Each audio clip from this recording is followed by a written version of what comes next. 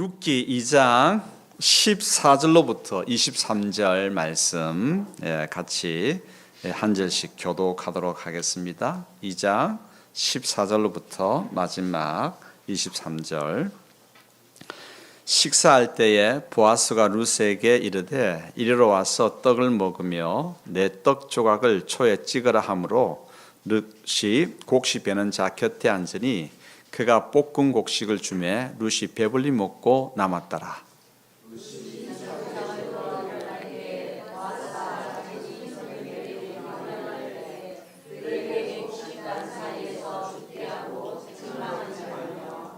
또 그를 위하여 곡식 다발에서 조금씩 뽑아버려서 그에게 줍게 하고 꾸짖지 말라 하니라.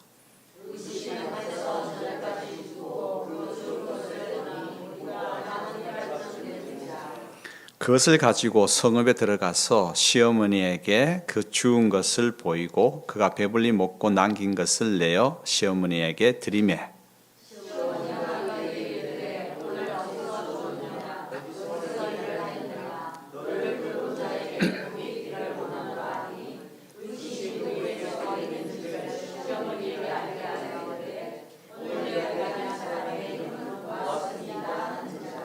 나오미가 자기 며느리에게 이르되 그가 여호와께로부터 복받기를 원하노라. 그가 살아있는 자와 죽은 자에게 은혜 베푸기를 그치지 아니하도다 하고 나오미가 또 그에게 이르되 그 사람은 우리와 가까우니 우리 기업을 물을 자 중에 하나이니라 하니라.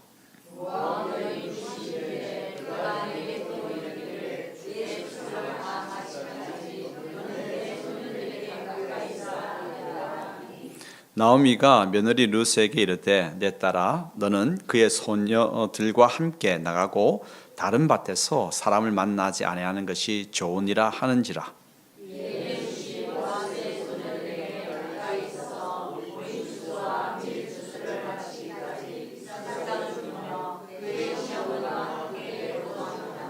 아멘. 룻은 읽으면 읽을수록 은혜와 감동이 있는 그러한 성경입니다.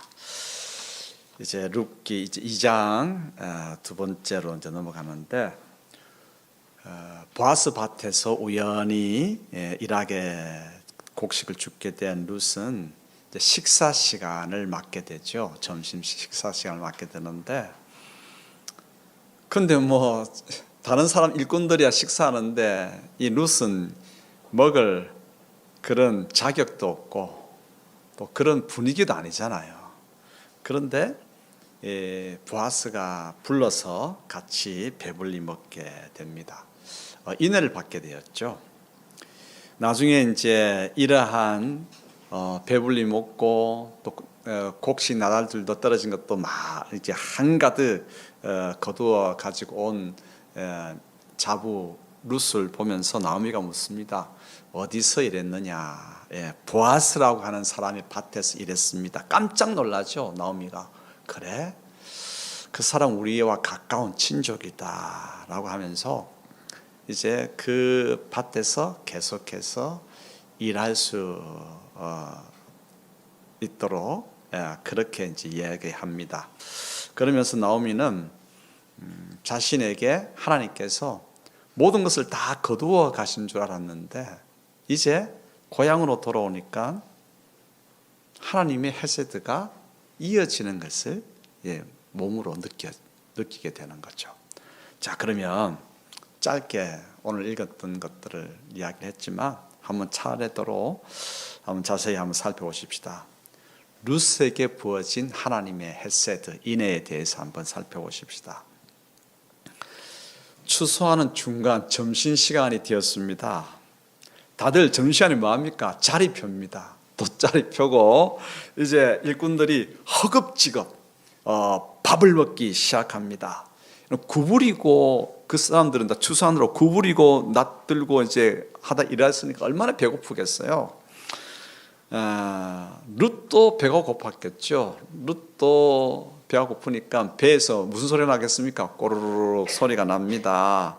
그런데 저 멀리에서 자리 펴고 일꾼들이 주인 보아스와 함께 점심 식사하려고 그렇게 자리를 펴놓았습니다. 맛나게 먹고 있는 것을 보니까 이 룻은 처량한 생각이 들죠. 그죠? 처량한 생각이 들어서 일부러 못 본 척 저 먼 산을 봅니다. 그런데 그 모습을 누가 보고 있습니까? 보아스가 보고 있죠. 보아스가 보면서 시킵니다. 저기에 있는 저 여인을 데리고 오너라 라고 합니다. 와서 그래서 앉으라고 하죠. 앉아서 떡을 줍니다. 예, 떡을 주고 볶은 곡식을 주고, 그리고 떡을 주면서 초에 찍어서 먹으라고 합니다. 그리고 볶은 곡식도 마음껏 먹도록, 그리고 한가득 주어서 남은 것은 가지고 갈 수 있도록 그렇게 했습니다. 여러분, 초라고 하는 것이, 초는 포도주에 기름을 섞고 또 양념을 또 섞어 가지고 만든 것이에요. 그러니까 이 초가 이제 떡을 찍어 먹으면 맛있겠습니까? 맛없겠습니까? 그렇죠. 우리 권사님은 소스라고 하는 말 꼭 하고 싶어가지고, 목사님 소스 모를까 봤어. 그래, 소스 만들었습니다. 그래, 포도주에 기름을 섞었어, 양념도 섞어 만든 그 소스가 얼마나 맛있었겠습니까? 그래서 초에 찍어 먹어라. 그래서 이 초라고 하는 이것이 떡을 찍어 먹으면 이제 신포도주거든요. 신포도주이기 때문에 이게 신 것이 사람의 활력을 돋굽니다. 돋구고 입맛도 돋구고 활력도 돋구고 하기 때문에 아주 좋은 거죠. 예수님께서 십자가에 달리셨을 때 마지막 군병들이 호의를 베풀기 위해서 뭘 합니까? 초를 찍어주잖아요. 예. 그래서 이제 초에 찍어서 먹을 수 있도록 보아스가 호의를 베풀잖아요.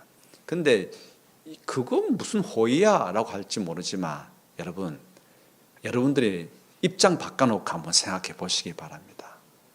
지금 고향 땅이 아니잖아요. 낯선 땅입니다. 눈치 보다가 이제 겨우 시어머니 먹여 살리고 자기도 먹고 살아야 되니까 이제 추수 들녘에 눈치 보면서 나왔어요. 눈치 보면서 나와가지고 어느 한 밭에 들어갔는데 산 사람들이 다 자기만 쳐다보는 것 같아요. 예, 그런 눈치 보면서 나달을 줍는 거죠.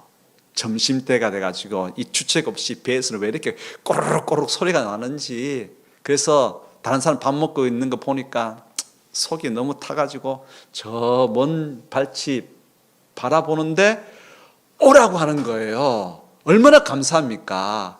감사하기도 하고 미안하기도 하고, 그래서 그 자리에 맨 끄트머리에 앉습니다. 그런데 떡을 줍니다. 떡을 초에 찍으라고 소스를 내줍니다. 소스를 찍어 먹습니다. 얼마나 맛있겠습니까? 그리고 볶은 곡식도 주는 거예요. 근데 볶은 곡식을 조그만한 종재기에 주는 게 아니라, 그릇에다가 볶은 곡식을 주니까 먹고 남는 거죠. 뭐 하라고요? 가지고 가라고. 누가? 보아스가. 그러니까 이삭을 키울 수 있도록 배려만 해준 것도, 자기 밭에 와서 왜 왔지? 이렇게 안 한 것만 해도 감사한데, 불러서 떡도 주고 초도 찍어 먹으라고 소스도 주고 볶은 곡식도 주고 눈물 나는 거예요. 코끝이 찡하죠. 식사 자리에 초청해 주었다고 하는 것, 하나님의 헤세드입니다. 배고프지 않는, 배고픔을 경험하지 못한 사람은, 한 끼의 식사가 없어서 고민해 보지 않은 사람은 그 식탁에, 식사 자리에 초청받았다고 하는 것이, 이것이 얼마나 큰 헤세드인지 모릅니다. 그렇죠? 헤세드란 말이죠. 그런데 이 헤세드가 한 끼 식사로만 끝난 게 아니죠. 가지고 갈 수 있도록 넘치도록 볶은 곡식을 주었고요. 그 다음에 이제 룻이 일어나서 또 바로 또 죽기 시작하니까 자기 일꾼들을 부릅니다. 일꾼들을 불러가지고 앞전에는 지난 시간에 뭘 배웠습니까? 일꾼들에게 남자 일꾼들에게 남자 소년들에게 뭐라고 지시했습니까? 그렇죠. 이게 뭡니까? 시가 이게 뭡니까? 건드리지 마. 두 번째 명령을 내립니다. 일부러 흩어 버려놓고 그렇게 해라라고 합니다. 왜요? 쉽게 죽고 많이 거두어 갈 수 있도록 그렇게 명령을 내립니다. 여러분, 보아스의 호의죠. 보아스의 호의라고요. 하나님께서는 헤세드를 공급할 때 기적이라고 하는, 이적이라고 하는 통로를 사용하기도 합니다. 자연현상이라든지 놀라운 기적을 통해서 하나님께서는 하나님의 헤세드를 공급하기도 하시지만 많은 경우에는 하나님의 사람들을 통해서 헤세드를 공급하십니다. 오늘 룻에게는 보아스가 하나님의 헤세드를 공급하는 통로가 되죠. 그러므로 우리는 무엇이 되어야 합니까? 하나님의 복의 통로. 오늘 룻의 이야기를 빌어온다면 하나님의 헤세드를 흘려보내고 공급하는 그러한 사람들이 되어야 하겠죠. 예, 그래요. 다들 그래요. 지금 다들 눈빛이 그래요. 나는 여잔데 여자도 뭐 보아스 못 되겠습니까? 여자 보아스도 되고 남자 보아스도 되고 하나님의 은혜를 흘려보내는 그런 보아스가 되는 것이죠. 하나님께서는 보아스를 통해서 의지할 것도 없고 먹을 것 없는 이 두 여인을 돌아보셨습니다. 그 하나님은 오늘도 주님을 의지하는 모든 백성에게 동일하게 헤세드를 공급하여 주십니다. 그 중요한 게 뭡니까? 힘들고 어렵고 먹고 살기에 이게 진짜 내일 어떻게 먹고 살까? 무엇을 입고 살까? 진짜 그런 갑갑방이 올 때가 있습니다. 그럴 때가 있어요. 그때 딴 것이 아니라 하나님을 바라봐야 돼요. 하나님을 바라보고 나아갈 때 하나님께서는 그래요. 기가 막히게 그때가 보리추수 시작할 때였고 그냥 우연히 들어간 곳이 보아스의 밭이었고 그렇죠? 예, 그러한 모든 것들을 우연 같아 보이는 그 모든 것들을 통해서 하나님은 하나님의 헤세드를 공급하여 주십니다. 그런데 넘치도록 끊어지지 않도록 주시는 것이죠.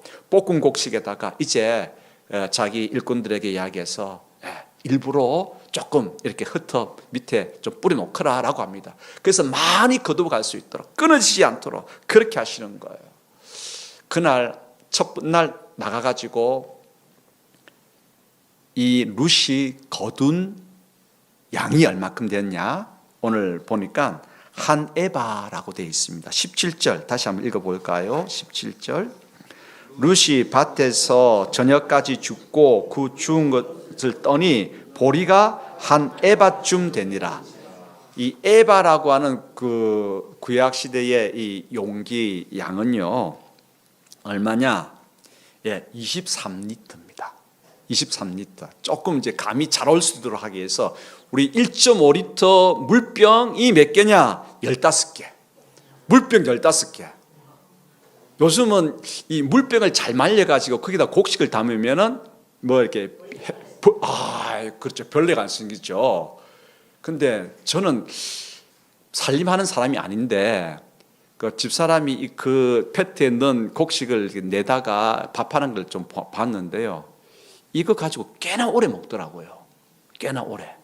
그죠? 두 여인이 먹는데 많이 먹겠습니까? 예. 그러니까 23리터, 1.5리터 물병이 15개예요. 그러니까 많이 먹는다 치고 몇 달 가겠습니까? 그렇죠. 한 달 이상은 가겠죠. 예, 적게 먹는 사람 한 2달도 가겠죠. 예? 그러니까 이 대단한 거 아닙니까? 하루 가서 일했는데 23리터, 1.5리터 물병 15개 이걸 가져가니까 룻이 가져가니까 나오미가 놀라는 거예요. 어이구 이렇게 많은 걸 누구 밭에 갔니? 물어보는 거예요. 누구 밭에 갔니? 예. 근데 자, 근데 여러분 조금 더 나가 보십시다. 21절 한번 보시죠. 21절. 모압 여인 룻이 같이 읽겠습니다. 그가 내게 또 이르기를 내 추수를 다 마치기까지 너는 내 소년들에게 가까이 있으라 하더이다 하니. 누구 밭에 갔냐 하니까 보아스의 밭이라고 이야기합니다. 나오미가 깜짝 놀라죠. 보아스? 우리 친척인데? 그리고 무슨 말을 하든 물어보니까 그가 추수를 다 마치기까지 떠나지 말고 내 밭에서 계속해서 떨어진 곡식을 주워 가도록 그렇게 하라고 말했습니다. 23절 읽겠습니다. 이에 룻이 보아스의 소녀들에게 가까이 있어서 보리 추수와 밀 추수를 마치기까지 이삭을 주우며 그의 시어머니와 함께 거주하니라. 여러분, 보아스가 추수 마치기까지 자기 밭에서 일하라고 했습니다. 그러니까 나오미가 그래, 그렇게 하는 것이 좋겠다. 추수 마치기까지. 그러니까 그 이야기를 듣고 룻이 보리 추수 다음 밀 추수 마칠 때까지 보아스의 밭에서 나랄들을 다 거두오는 것이죠. 자, 여러분 이때 재밌는 게 있습니다. 오늘 저는 설교 준비하면서 계산기를 여러 번 두드렸습니다. 계산을 정확하게 하기 위해서.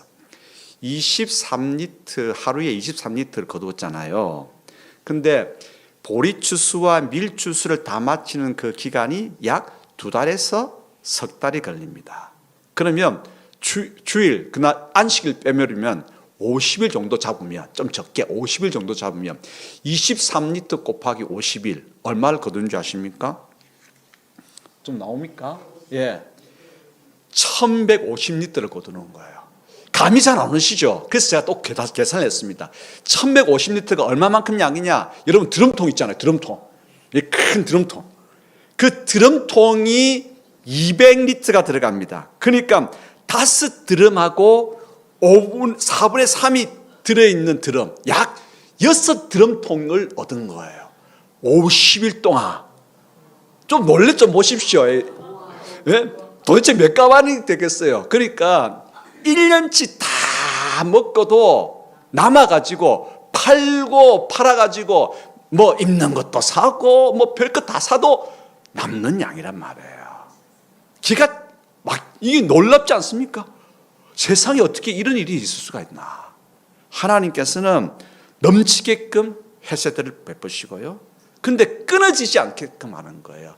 추수가 마치기까지 내 밭에 있으라고 그랬는데 여러분 조금 더 룻기의 마지막까지 가보겠습니다. 추수가 마치기까지 여러분 무슨 일이 있는지 아십니까? 마치기까지 보아스가 뭐 했겠습니까? 일을 진행을 시켰습니다. 보리추수, 밀추수, 그래서 6드럼의 헤세드를 공급했고요. 그리고 이 룻은 마치기까지 그 자리에 가서 일했고요. 보아스는 그 헤세드가 끊어지지 않고 멈추지 않도록 하기 위해서 기업 물을 모든 일들을 다 마치고 그 밀추수가 끝나기 전에 룻은 보아스의 아내가 됩니다. 아이고, 왜 와 하십니까? 놀랍지 않습니까? 그렇잖아요. 근데 보아스는 자기가 뭐 이게 전체적인 그런 것들을 알고 했겠습니까?